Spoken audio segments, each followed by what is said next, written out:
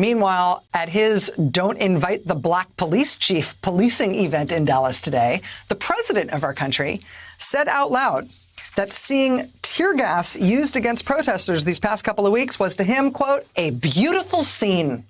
That was his phrase, a beautiful scene. He said seeing tear gas used against protesters was beautiful. He said it was like a knife cutting butter.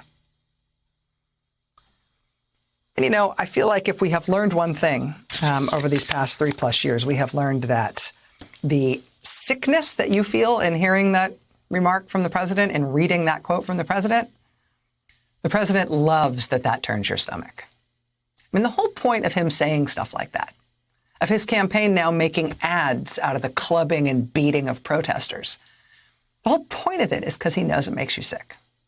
He lives for your outrage. He lives for our outrage, right? It's his one neat trick for political gain and dominating the media. Outrage, distract, polarize, divide, radicalize, demoralize, rinse, repeat. What am I not supposed to say? Here's me saying it 10 times. Go crazy. He loves how sickening this is to a big portion of the country.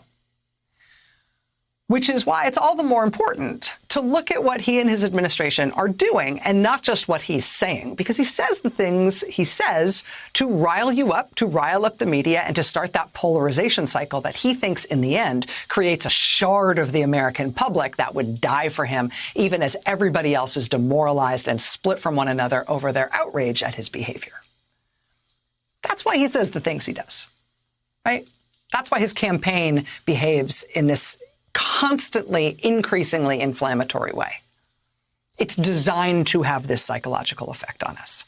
So if you don't want to have your chain yanked in that way, if you do not want to be led by him and the way he calculates his political benefit, have a look at what he and his administration are doing, not what they are saying, particularly when you can get a look at what they don't really want you to know about what they're doing.